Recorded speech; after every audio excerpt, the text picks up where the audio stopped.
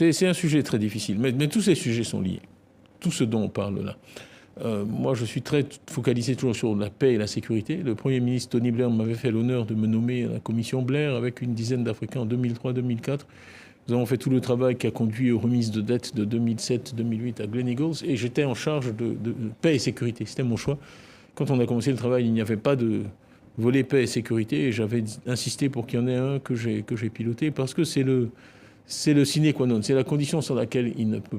Le droit le plus fondamental de l'être humain, c'est de vivre en paix et en sécurité. Donc, et la paix et la sécurité viennent quand les besoins fondamentaux des êtres humains sont traités. Donc très souvent, les problèmes de paix et de sécurité sont des problèmes sociaux ou des problèmes économiques qui trouvent leur traduction dans la violence.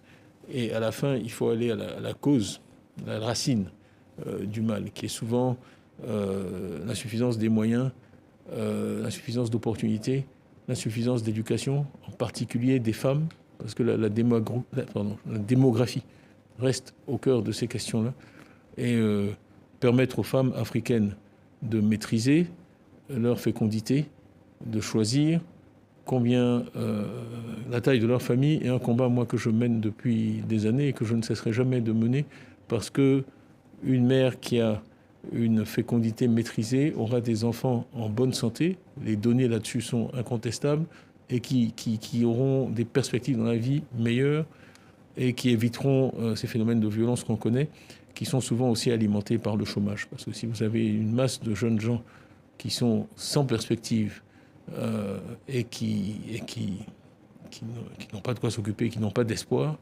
il est facile à des politiciens sans principe de les faire basculer dans la violence avec quelques billets. Tout le monde a vu les scènes sur Internet de billets distribués pour obtenir certains comportements.